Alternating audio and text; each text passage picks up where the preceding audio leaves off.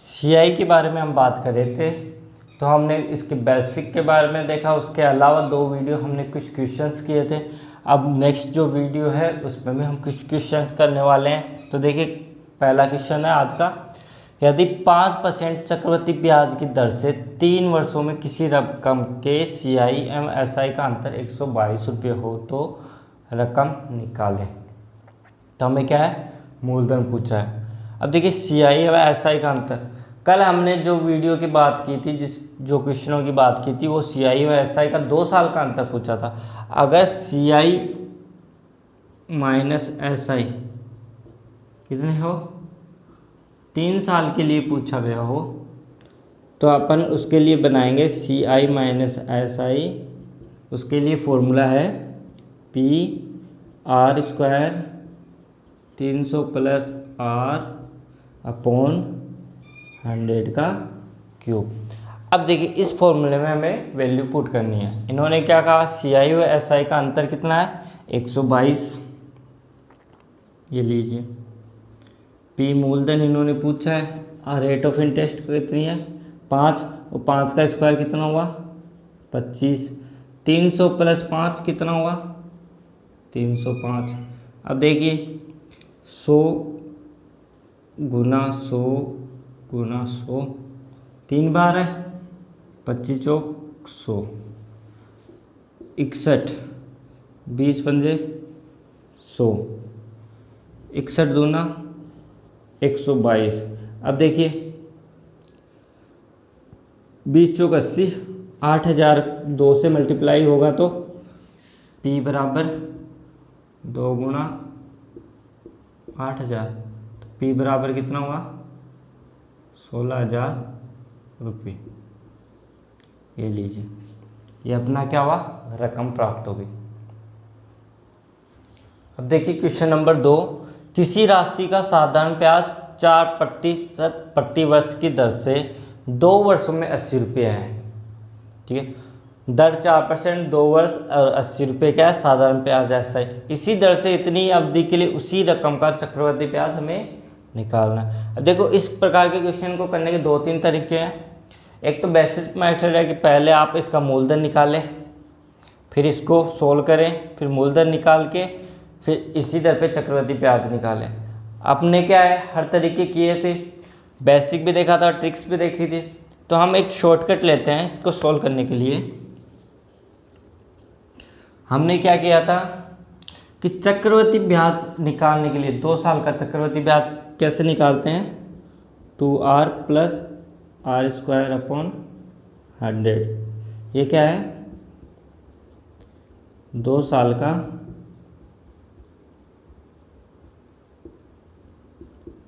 चक्रवृद्धि ब्याज निकालने का फॉर्मूला। ठीक है, प्रतिशत कितना है 4, तो 4 दूनी 8 प्लस 4 चौक 16 बटे 100। इसको क्या लिखेंगे 8.16%। और 2 साल का अगर सिंपल इंटरेस्ट निकाले तो कितना हुआ 4 दूनी 8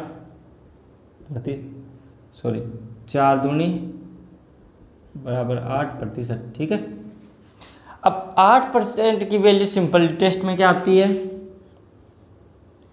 80 रुपये। तो 8 की आएगी 80 बटे 8। हमें कितने निकालनी है, चक्रवृद्धि ब्याज निकालना है। तो हमें क्या निकालना है 8.16 की वैल्यू। 8 दाई 80, 10 को 8.16 से मल्टीप्लाई करेंगे तो 81.6 रुपये। ये हमारा आंसर आ गया। देखिए क्वेश्चन नंबर 3, 10% वार्षिक ब्याज की दर से किसी रकम का 2 वर्षों का चक्रवृद्धि ब्याज 420 रुपये। इसी दर से इतने ही समय के लिए साधारण ब्याज कितना होगा। पिछला जो क्वेश्चन था उसमें हमें सिंपल इंटरेस्ट था और चक्रवृद्धि ब्याज निकालना था। इस बार हमें क्या हुआ, चक्रवृद्धि ब्याज दिया हुआ और सिंपल इंटरेस्ट निकालना है। उसी फॉर्मूले से हमने वैल्यू रखी 2r plus are square upon 100।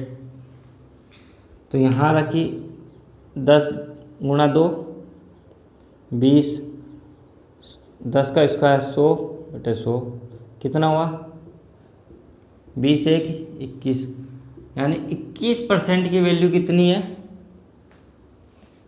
420 रुपये, ठीक है। तो 1% की कितने होगी, 420/21, ठीक है। अब दो इसी दर से इतने ही समय के लिए, दर क्या है 10%, और कितने समय के लिए, 2 साल के लिए, कितना हुआ 20%। तो 20% का साधारण ब्याज निकालना है, तो 20 से मल्टीप्लाई कर दो, 21 दूनी 42, 20 400 रुपये। इसका क्या हुआ, सिंपल इंटरेस्ट हमें प्राप्त हुआ। देखिए क्वेश्चन नंबर 4, चक्रवृद्धि ब्याज की दर से कोई रकम 2 वर्षों में 4840 रुपये, ठीक है। 2 वर्षों में कितना हो रहा है 4840, और 3 वर्षों में 5324 रुपये हो जाता है। तो प्रतिशत ब्याज की गणना कीजिए। अब देखिए इन्होंने क्या दे रखा है, 3 वर्ष में, ठीक है, कितना हो जाता है 5324, और 2 वर्ष में कितना होता है 4840, ठीक है।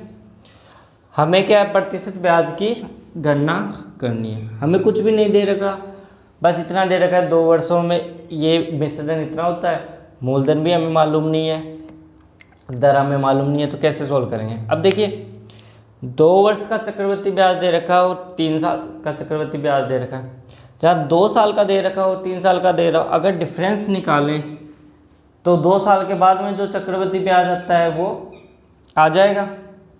अगर हम इसको मूलधन माने,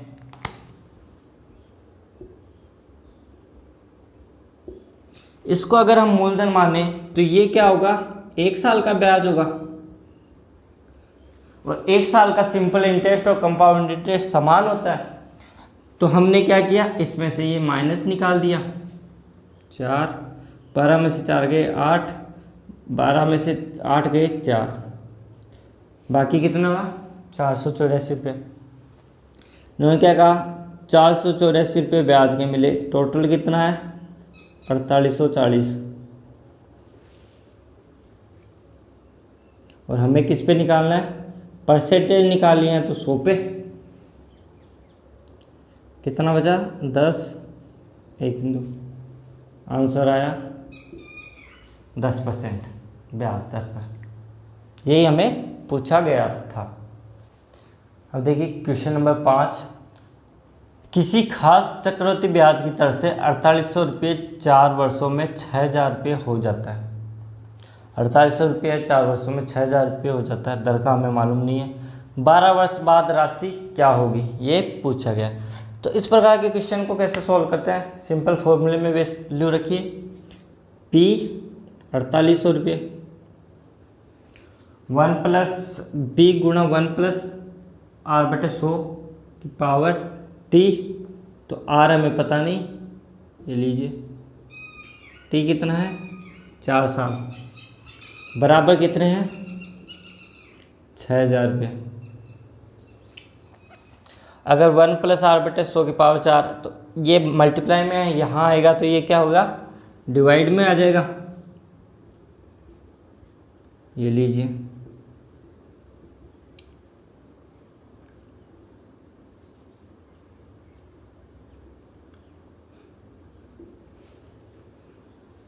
छः से निकाल दिए, 6 6 36 6 7 6 48, 6 आएगा 60, 5 और 4, 5/4। अब देखिए ये कितना है 4 साल का, और हमें पूछा है कितना है 12 साल का।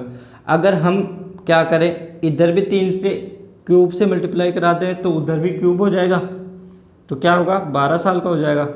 1 + R/100 क्यूब से मल्टीप्लाई कराया तो कितना हुआ 4 × 3 = 12, पूछा कितना है 12 साल का, 5/4 का क्यूब। तो इसको हम क्या लिख सकते हैं, 5 का क्यूब 125, 4 का क्यूब 64। आंसर आया। राशि पूछिए, ये क्या है, राशि का अनुपात है। हमारी बेसिक राशि कितनी थी 4800 रुपये, जो यहाँ पे कितनी है बेसिक राशि 64 अनुपात में, तो 64 बराबर क्या हुआ 4800 रुपये। 64 से डिवाइड कर लीजिए, 8 6 48, 8 64, 8 7 56, 8 5 40, 75। यानी ये संख्या 75 से मल्टीप्लाई होगी तो कितना होगा 4800। तो अगर ये संख्या 75 से मल्टीप्लाई होगी तो कितना होगा 12 वर्ष की राशि होगी। तो 125 को 75 से मल्टीप्लाई कर दीजिए, 125 गुना 75, 55 25, असल की 2, 5 10, 2 12, असल की 1 5 और 1 6, 625, और 5 संते 35, असल की 3, 7 दूनी 14, 15 16 17, असल की 1, 7 1 8, 5 2 7, 12 13, असल की 1, 9375 रुपये। तो ये क्या हुई राशि 12 साल बाद की राशि हमें प्राप्त हुई।